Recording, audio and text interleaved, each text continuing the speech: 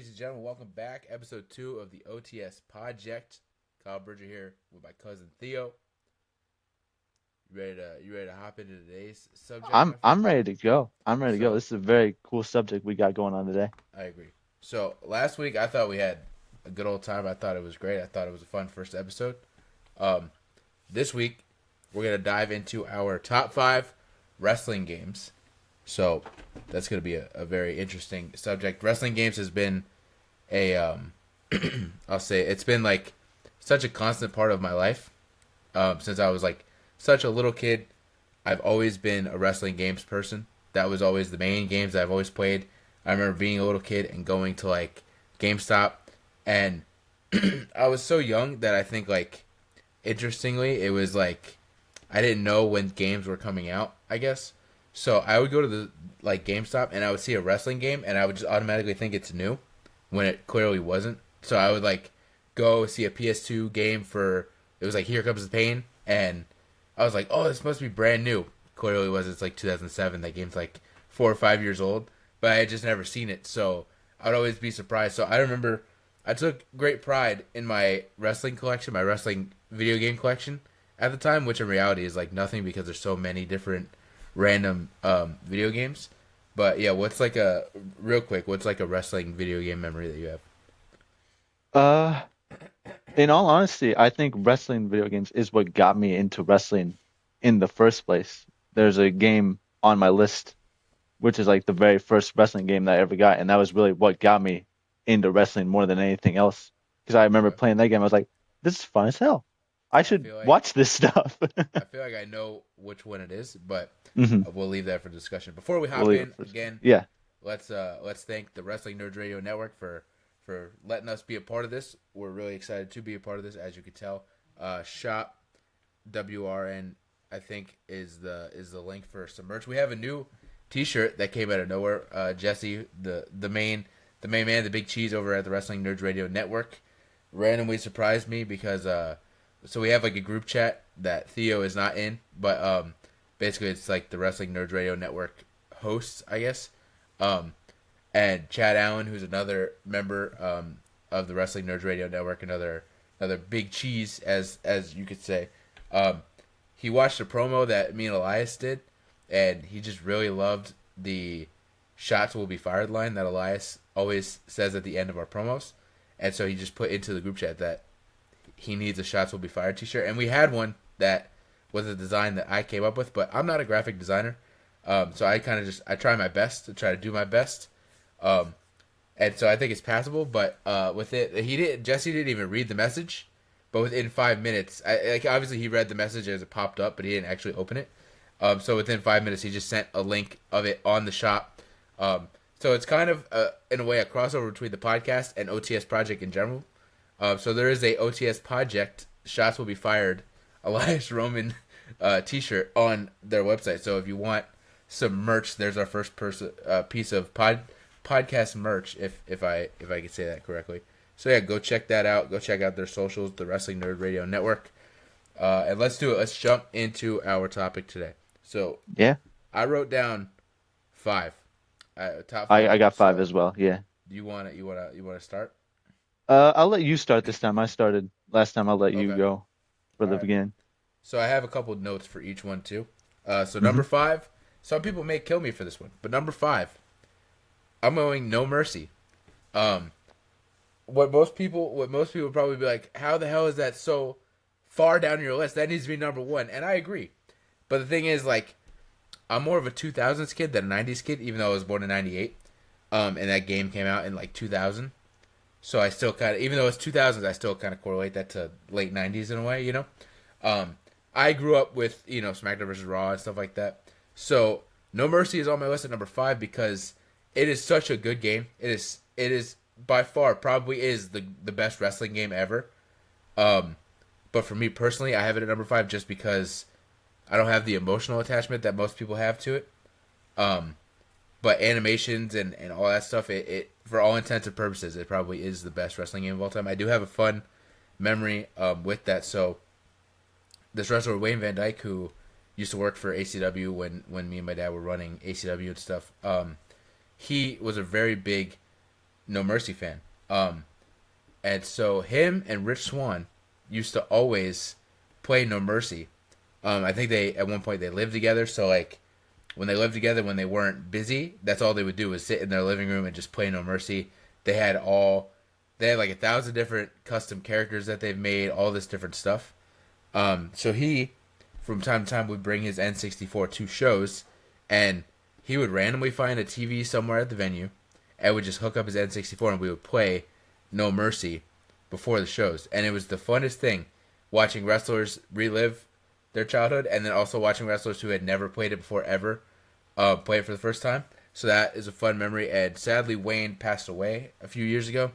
So when we were running weekly shows, by that time I had gotten a Nintendo 64, and the first game I got was No Mercy.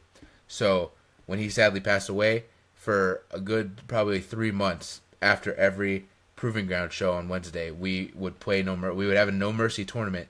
We would be at my dad's venue at the Gulf Event Center till like 2 in the morning, just playing No Mercy and having the time of our lives, just because we're like, we got to do this for Wayne. So that's a little bit of an emotional attachment I have to number 5. But yeah, No Mercy is number 5 for me. I mean, it's definitely one that's talked about constantly in terms of like the best wrestling game of all time, and it makes sense. It's very fun to play. And I haven't played it much myself. To get the flack off you and put it onto me, it's not even in my top 5. Right. I figured it wasn't. But I mean, I'm just like newer to the scene and all that, so it's not exactly like I don't have the emotional attachment to it either. But what I have played, I have very much so enjoyed it, mainly with you, but also I think I was in one of those ACW tournaments as well, and had a fun time with that. But yeah, I guess for my number 5, I've got WWE 2K22. Okay. I wouldn't necessarily say this is one of my like all-time favorites. I just think the hype around this game at the time that it was coming out, especially with there not being a 2K21 because they were like doing a whole like rebuilding year and pretty much refocusing their efforts on and making sure that it wasn't the unplayable disaster that WWE 2K20 was. My God, one of the worst ever. One of the worst ever. This I think definitely turned it around for them. I was super excited for this game to come out, and when it did come out, I had so much fun playing it. I would play it all the way until 2K23 came out. Very much so hooked on it.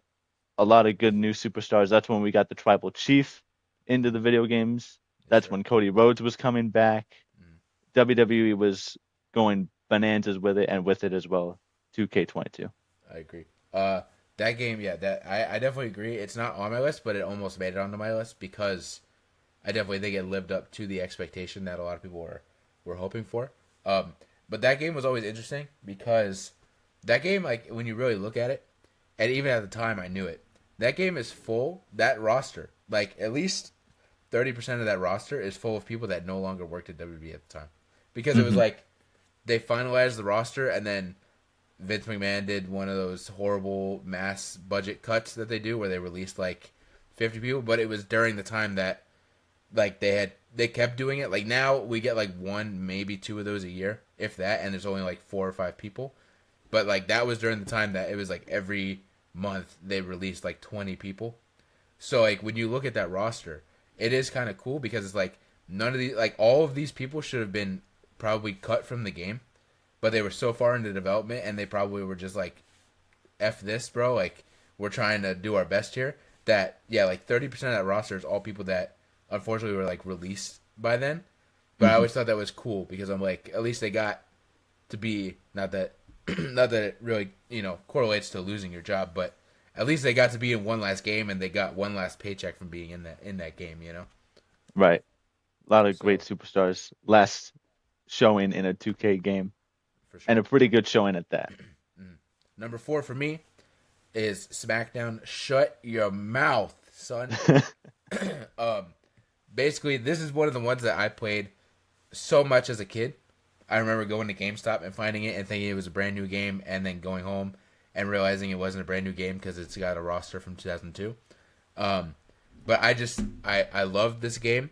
The unlockables in this game, there are so many unlockables. I don't know if you've ever played it, but like each character, like each person on the roster has like 2 or 3 like different attires. There's unlockable arenas. There's like unlockable like I think it was like crowd signs or something like that. Like you can unlock different like foam fingers that would show up in the crowd. Like the amount of unlockables in that game is incredible. The roster had a great roster, but specifically you could play as Jeff Hardy, which is incredible, and that was like his last game for a while, I believe.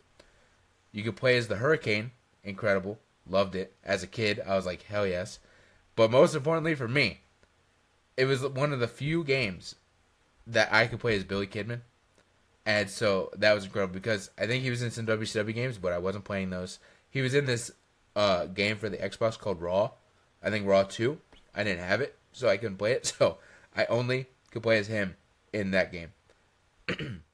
We've definitely played Shut Your Mouth before. There have been a good number of days where I've come over to your house and you were just like, "We're playing Shut Your Mouth," and I'm like, Yeah, "Okay, we'll do for sure. that." But most importantly was the story mode hmm because it was almost like before GM mode. It was low key almost a GM mode because it always starts with that 2002 draft, and you choose if you want to be Vince or Ric Flair, and you choose like 10 superstars for your brand, even though you're playing like you could pick anybody to be like as in story mode. So I always pick Billy Kidman, but for some reason they started it that way, and you picked one of those guys, and you drafted like I guess in reality who you'd be wrestling on the brand that you're on. And I always thought that was cool. So you could pick those people. But the story mode in general, I like the storylines, but it had a free roam aspect to it. Like you would be at an arena before every show, so you would like start the week. It would show you the match card, so it would be like Billy Kidman versus Devon Dudley, right? Then you would hit like okay, confirm. Then you would just be free roaming backstage, like not even backstage, just in this arena in general, and you could go throughout the whole arena, locker room, the boiler room, the parking lot. You could even go outside of it into like the street and stuff like that. But you would find wrestlers that were just around the arena, and depending what you did that week, sometimes your match would completely change. And I always thought that was definitely like interesting. So there's like you could come across Eddie Guerrero and have a conversation with him, and you piss him off, and now all of a sudden, out of nowhere, your match completely changes from wrestling Devon Dudley to wrestling Eddie Guerrero in like a ladder match. And so I always thought that was interesting that anything could happen within the week if you go around. You could go straight in and just do your match, or if you go around, there's a chance that your match may totally just change, or it may just throw you into like a totally different storyline. And I always thought that was really cool. So yeah, number 4 for me, Shut Your Mouth. It's a good inclusion. Very, very fun. My number 4 is WWE 13. Okay, This, I think, was the game the OG. that it's an OG for sure. Uh, this is the game that really turned me into a wrestling fan. SmackDown versus not that one. It really turned you on. Is that what you're It, saying? it turned me on. Yeah, it turned me You on. got I horny was for I was wrestling. very aroused by wrestling. Uh, my first ever game, which I'll get into later, is what like got me into it. This Mhm. game is what made me a full-fledged fan. This is what made me like, okay, I'm watching Raw, SmackDown every single week now. Right. I'm gonna be getting these games more often now. I'm having a lot more fun with it now.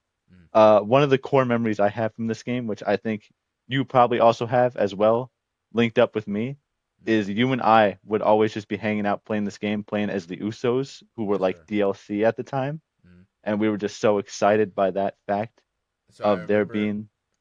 not to cut you off. I remember Yeah, originally before they came out in DLC, we used Primo and Epico all the time. we did use That was Primo our and main tag Epica. team because I was a big fan of them. Like I was watching and I was a big fan of them. I thought they were really cool. So we would just use them all the time to face whoever. We probably have a million matches where it's like for no reason Primo and Epico just beat John Cena and The Rock or something like that Yeah, for the tag titles at WrestleMania. And then yeah, I remember the Usos came out and then we were like, oh no, we gotta change because the we Usos gotta was be the way too Usos much fun. now. Yeah. And I then think I and then also that was the match. Then we would be the Usos, but we would face Primo and Epico all the time. yeah, it'd be like us facing our former selves. Right, right. I feel like we also kind of argued which one of us would be Jimmy, because I feel like we I don't both remember had this. some sort of preference for Jimmy, Okay. but one of us would always be Jimmy, and then we'd be like, okay, I guess I'll be Jay. But it would still just be a lot of fun. Mm. This one Yeah, I also absolutely. kind of weirdly remember, like Sin Cara was someone that I always randomly wanted to play as so much. Mm. I think just because I was like a kid at the time, I Mm. liked the whole luchador mask thing that he had going on, and one of the unique things that he had when playing as him is that the ring would get like darker Right, and right. there'd be like an orange spotlight in the ring and whatnot. And I was like, this is so epic. Mm, I love this so much. mm. Yeah, that was cool. Little game exclusive things like that where they could have easily put Sin Cara in the game, and I think WB12 is his first game. They could have easily thrown, and I think it's the same thing in there with the spotlight. They could have easily just thrown him in the game and moved on. But the fact that Hmm. they actually made it to where if you play as him, he has the spotlight like he had when he actually wrestled was really cool. That was really cool. And I think the final thing that I'm gonna harp on here for this game is easily the Attitude Era story mode that this game had. That's what Mm, got also helped me get into it because I had like pretty much no idea about the Attitude Era or anything like that. right. So being able to live through like the history of the Attitude Era, discover all those superstars, it really just sucked me into it more. Mm, And I think that was one of the most fun story modes that WWE has put out, I agree. mainly I would because say so. there's just so much to explore with it. There's like years of content in it. Mm. Yeah, it was definitely cool. Also, yeah, like for me, CM Punk is one of my all time favorites, but especially during that time, he was my favorite. You know, like everybody, I had all the T-shirts and all that stuff. So when he was on the cover, I thought that was cool, and that whole that commercial where he's like, "Live the revolution," and he's like talking to the people and stuff like that. I thought that was the coolest thing. So that's something that gets brownie points for me too, is that they gave CM Punk the cover that year. Yeah, good But yeah, stuff. I definitely love that game. The story mode on that game was incredible. The roster was really cool. Like a Sin Cara, the Usos as DLC. Do you remember who else was DLC? I remember. I I think I can't remember like exactly three. remember. I think Sandow was DLC. I think so. I Yeah. think Lord Tensai was DLC, and I think AJ was DLC. AJ Lee, which is the big one because she was my favorite female. Probably still is like in my top 5 female wrestlers. She's probably in there. Um, so that was a big deal too because I was like, oh, that's so cool that we get to use her. And I think a lot of people. She was a fan favorite, so I think a lot of people were really excited that she was going to be in the game. McIntyre and Cesaro were also Okay, DLC characters. that's wild that Drew McIntyre was DLC because he was definitely on. He was already in there for a good while. I Right, don't know why like they didn't just include him. 2010 and 2011. I'm Yeah. pretty sure he was in the game, so that is definitely interesting. Um, all right, so number 3 for me is the year after WB 13 will be WB 2K14. This game is definitely, I'd say it's probably on a lot of people's lists in general of just one of the best wrestling games ever. Um, First off, just off rip, this is the first game that the Shield was in that any member. So that off the jump, and I believe it was the first game that Bray Wyatt was in. So off the jump, that's an incredible addition to the roster. Um, Being able to use the Shield again, they were one of my favorite acts at the time, I guess you could say. Um, I've always been a Seth Rollins guy from the jump, so being able to play as Seth Rollins in the game was incredible.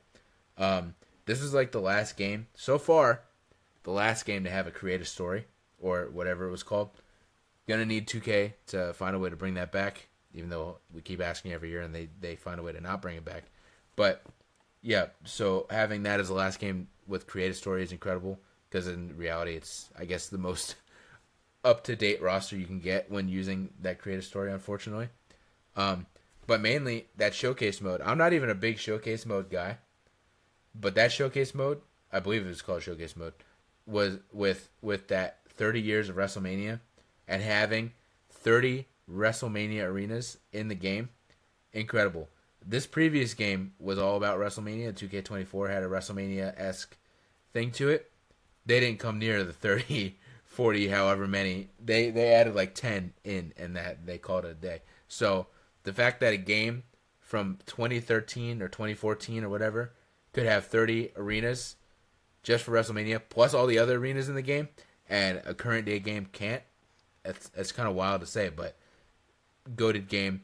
The Undertaker mode, whatever it is, to defeat the streak or the beat the streak Hmm. or defend the streak too. That mode is one of the first instances of me just rage quitting as a kid for sure. Like I've definitely had other games where I've rage quitted before that, but man, I when it came to defending the streak wasn't as bad because you were Undertaker and he was all yoked up, so that one wasn't as bad. But trying to beat that man, I did eventually do it. I've probably done it multiple times now, but originally, bro, I almost broke a controller for sure because He had me tight, bro. He had me tight. But yeah, It, it's 2K14. it's definitely one of those hardest modes out there for sure. I think you probably gotta just like spend an hour Mm, hitting that man with every single object you can find under bro. the ring, around the ring, Yeah, you gotta play backstage, dirty. wherever. You can't be You can't beat honorable. him like legit. It's not Yeah, possible. you It's got to just not use possible. chairs and tables and whatever you can to try and beat this man. It's crazy. Mhm. It's crazy. But yeah, 2K14 at number 3 for me. I think just a really complete game, really cool game. Roster's great. What do you think? Uh, I think you've pretty much nailed it on the head. Everything Mm, about that game was just incredible. The roster updates that they brought in with the Shield, Bray Wyatt, all of that was mm, incredible. 30 years of WrestleMania will definitely go down as one of the best story modes mm. in wrestling games ever. Not only did they have the 30 arenas in there, but they also had like in a good number of instances multiple matches per WrestleMania. Right. So it was like 50 matches, Mm, all with like unique superstars and attires and all that kind of stuff. So it really like just fleshed out the mm. history of WWE all into one game. Yeah. And that was another thing. I think I don't remember if it was any bigger or anything than other games, but I feel like the legend section was pretty large. If Oh, I'm it was pretty. not wrong. I think it almost matched like the current roster section that they had on Right. there. I'm pretty sure it was about even 'Cause I remember it like between kind of like mirrored each other on the yeah, screen. they like mirrored it. There was like a few rows on top, few rows on bottom. Right, right.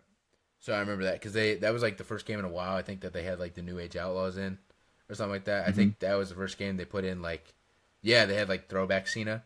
I remember Yep. because they had him winning at WrestleMania 20, I believe. So yeah, that roster, incredible roster when it comes to new talent and the DLC with the new talent, and then yeah, the whole like legends list was. I remember being like, it was off the chain. Absolutely.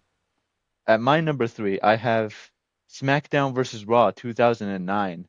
Okay, all right. This was my first ever wrestling game. This is what Okay. got me into wrestling in the first place. And there is no other wrestling game that has ever been made that has both Tony and Jimmy Wang Yang on the roster at the same time. Yep. So I mean, you can't beat that. You can't beat that. They got Mm. the Masked Man.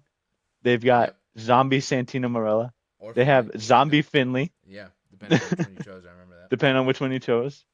This also is what got me into the Road of WrestleManias Mm. mode, which I think is definitely something I would love to see them bring back. It's probably not going to happen, but I Right. just think like all those different like story modes with all the different characters you can pick and how like unique those stories were, Mm. I think was something that was very interesting and something I kind of deeply miss in the modern games. Not to diss Mm. the showcases, I actually kind of like the showcases because I get to learn more wrestling history, and that's never really a bad thing on my part.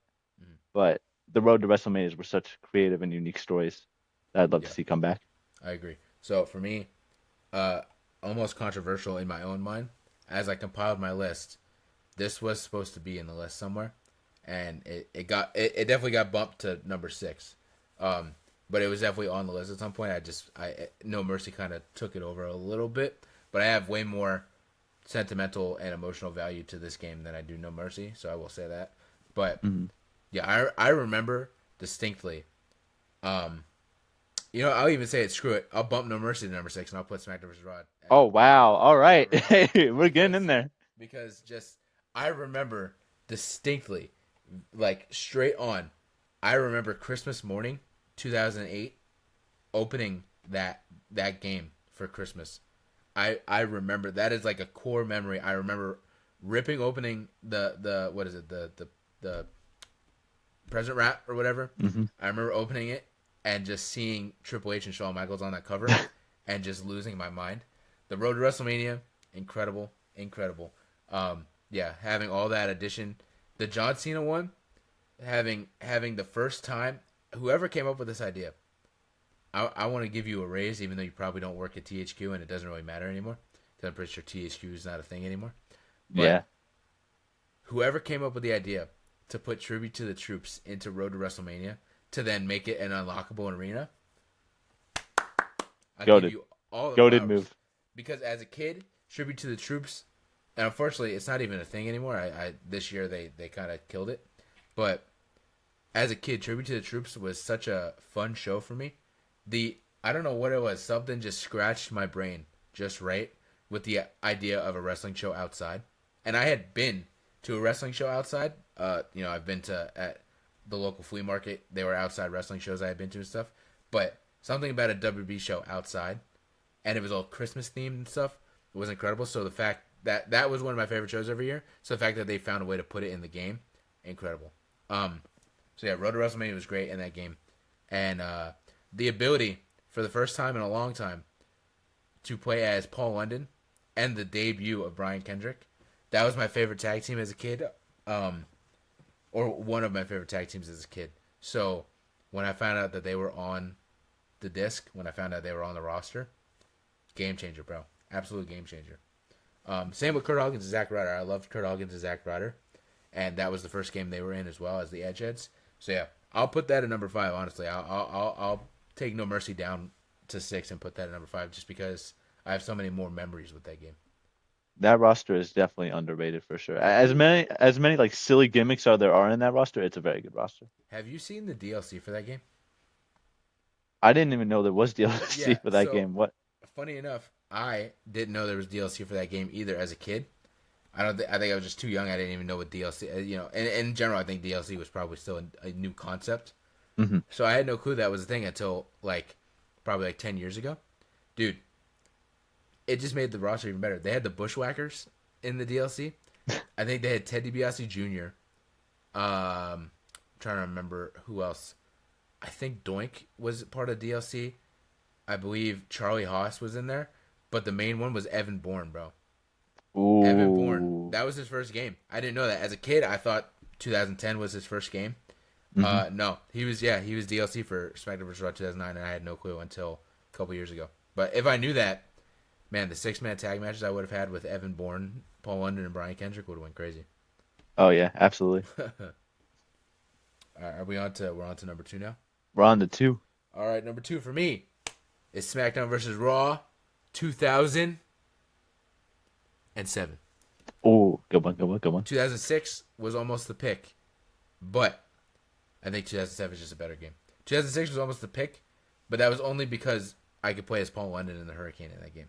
2007, though, you can't play as them, unfortunately. You should be able to, but you can't. But I just think the story mode, it wasn't Road to WrestleMania, it was still story mode at the time. That was great. There was a whole story mode where you're in a feud. I think if you play as the Undertaker, I think it was if you played as the Undertaker, you would go into a feud with Mr. Kennedy, Mark Henry, and I think MVP or something like that. But it was a new stable, but Mr. Kennedy was the leader, and there was this whole thing where he can't talk anymore, and so he comes out. I think you hit him with a tombstone, and you break his neck, and he can't talk.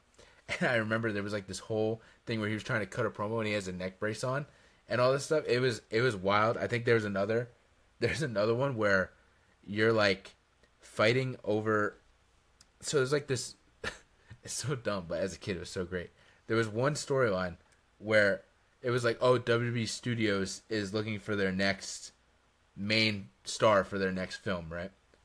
And so everyone, it's a tournament or something like that where everyone's fighting to get this WWE Studios spot or something like that. And it ends if you win. If you lose, you lose and you just go on to the next story. But if you win, the finals is a random ladder match at SummerSlam against Edge with the contract hanging above the ring. And it was the hardest match. I don't think I was ever the main star of the next film, dude. I think Edge just was every time I played it because I don't think I ever won. It was so hard to do for some reason. But it was just so wacky that I loved it. This year was a year that they added the crowd fight area. I don't know if you've ever seen that. But it wasn't even actually a crowd fighting area. It was an area just next to the crowd or paved out of the crowd where you could just go fight in with tables and there was scaffolding you could jump off of. So that was another cool thing. GM mode was still in, so that was cool, and that's probably the most that's probably the best version of GM mode in reality. And then something that I always loved, and it was in 2006, but again they took it to another level in 2007, and it's so stupid. Most people probably didn't even care about it, but I'm a sucker for stupid shit like this. They had a locker room that you can customize. So 2006 they had it, but you would go in and it was a menu. So it was you can only just switch between different areas of the menu to choose what you wanted to choose. and it was tied into story mode, but you can just go into it from the main menu in general. 2007, they changed it to where you could actually walk around your locker room, and I say locker room, but it was really like a damn apartment at that point. But you could totally customize it. So there's like a computer, there's like a trophy case that shows like what championships you've won or whatever, and all that stuff. But I love the idea that you were able to customize it, and you go on the computer, and you use your WB shop money or whatever, and you could buy. So that's where you would buy like unlockable like wrestlers and stuff to use in the game, but you could buy stuff for your locker room. It was the coolest thing. You could buy banners that would be on the ceiling to the floor of just like whoever. So I had like an Eddie Guerrero one, a DX one, and like a Rey Mysterio one. You could buy posters of like the divas or posters of like the guys or whatever. You could buy action figures, literal action figures that there's like 3 or 4 that you could buy that you would like be able to put on like your shelf. And so there's like a King Booker one where he's like this.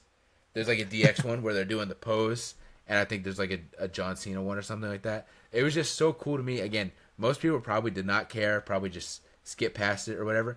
But to me, I don't know, just the idea that I had my own little locker room and I had all this merch and stuff, it was the coolest thing in the world to me. So that is like a huge thing for me that I loved, and I would love to see them find a way in like my career to bring that back. I know like they have like in NBA 2K they have like the city. I'm not even asking for a whole city.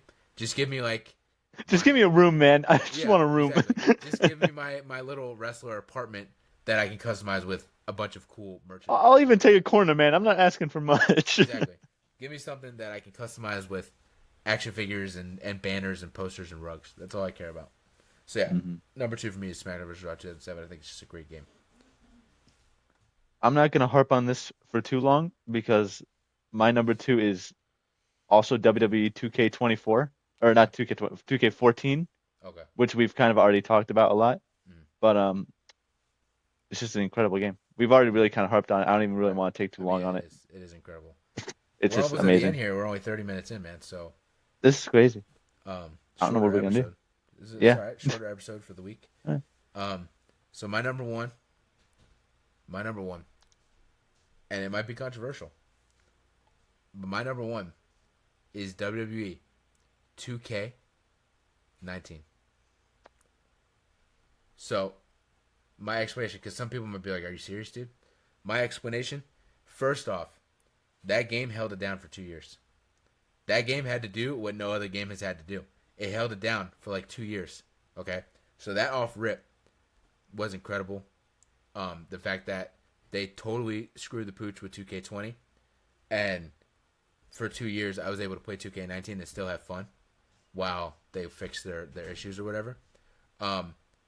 AJ Styles is the cover star. That's my favorite guy. That's my favorite wrestler of all time. So getting my favorite wrestler of all time on the cover of like my favorite video game franchise basically was really cool. The My Career story I really loved. I thought it was fun with the dude Buzz or whatever, where you start in the indies and then you get signed to NXT and all that stuff. It's a great story.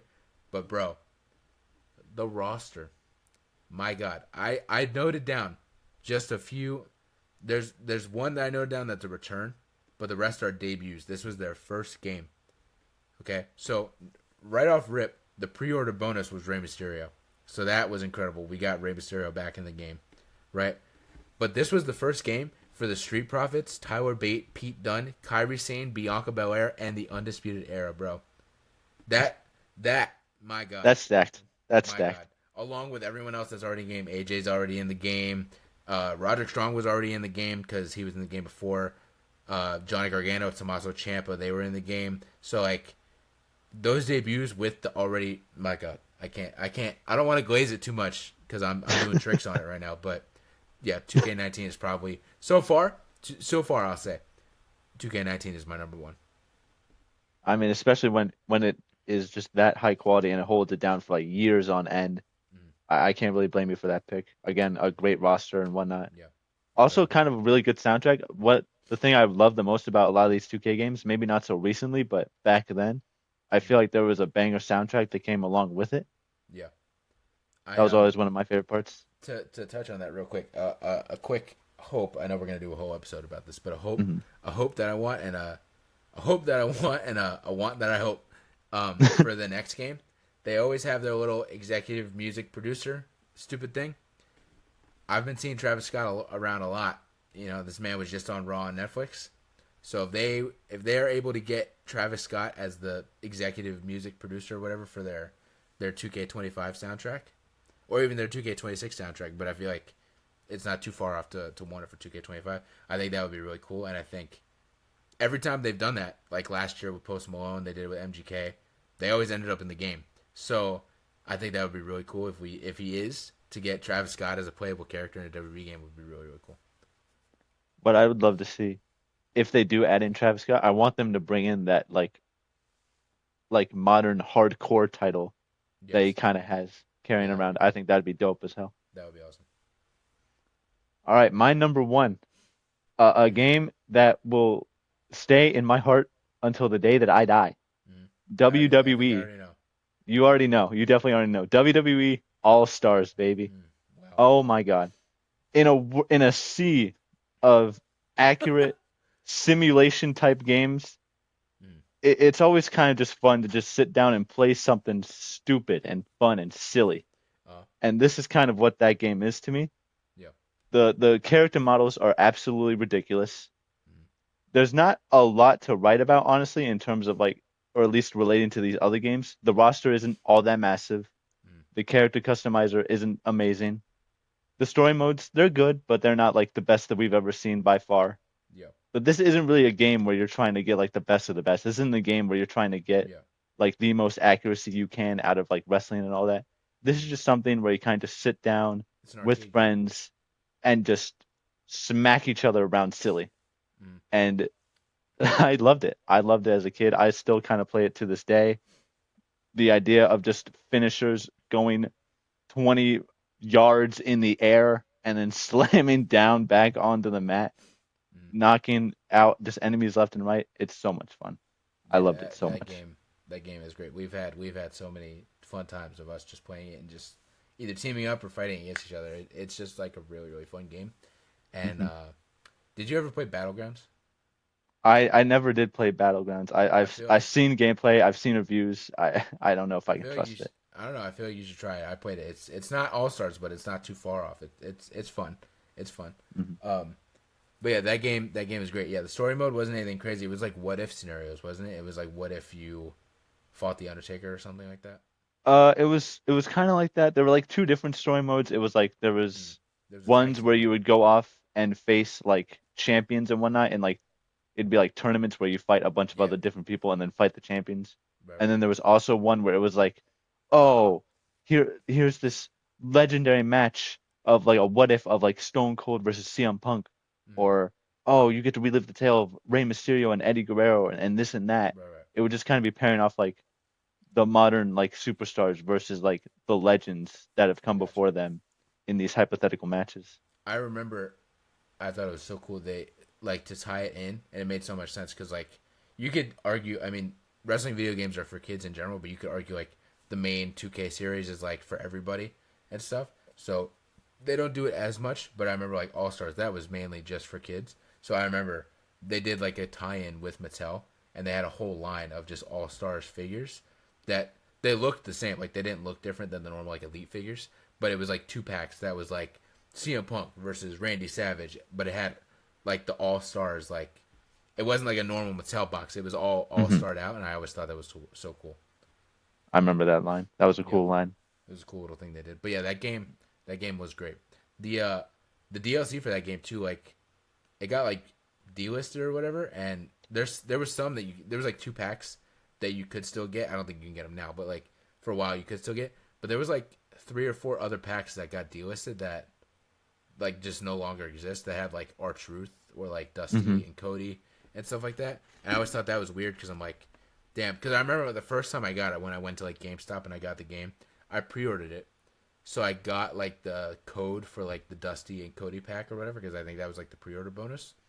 So I remember I've played as them in that game, but then like a couple years after, like years later, I went to like re-download it, play it, and I was like, what the hell? Where's like there's only like two DLC packs, and I looked it up, and I'm like, that's so weird for some reason. Yeah, like three out of like the five or six packs got like delisted, and you can't. like they're just like lost media at this point.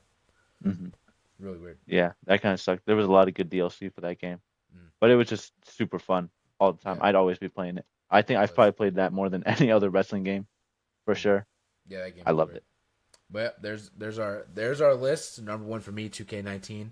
Number one for Jack or Theo, my bad, is WWE All Stars. So yeah, I think shorter episode this week, but it's all good because we have a whole bunch and we have a bonus episode that we're about to record.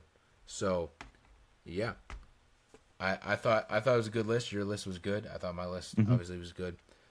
Last minute change there where I kick out No Mercy and I bring 2009 in, came out of nowhere. There are definitely going to be some old heads that are not going to be very big fans of our lists for sure. Yeah, well, it happens. Omar Amir is It probably gonna happens. be upset. That's like his favorite game is No Mercy. But yeah, so yeah, once again, Wrestling Nerds Radio Network.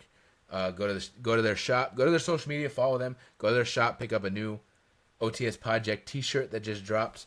You can follow us on our social medias. Mine's Kyle Bridger. Theo, you just made a new Twitter, or you I just made a new redesigned a one. Twitter. It is I just made a new one for this podcast. Follow me on at OTS Bebop. There you go. Mine's OTS Bridger on everything. Uh, I well, you saw it because it was a late night thing that I did last night. I started working on a Discord. I Hmm. invited you to.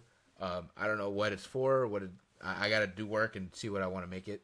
But I just want. I feel like everything has a Discord now. I feel like everything has some sort of Discord to have a way to connect with the community and the group and the fan base. I guess you could say of what that thing is. So I thought it would be a cool idea. So I gotta work on that. It's I Yes. literally just made it. Discord coming soon. Yes, we gotta figure that out. Maybe you could help me with that a little bit. Yeah, for Um, sure I can do that. so yeah, there's our top 5 wrestling games of all time on each end. Yeah, shorter episode, but it's all good. It's all good. Thank you all for tuning in. If you're listening, if you're watching, hopefully we have cameras, so hopefully by now we have it up on maybe the OTS Project YouTube for a video version that you could watch. Hmm. Um, but yeah, so tune in for a bonus episode coming sometime about the Royal Rumble. So obviously coming Hmm. sometime this month. Yeah, we'll see you later. Goodbye.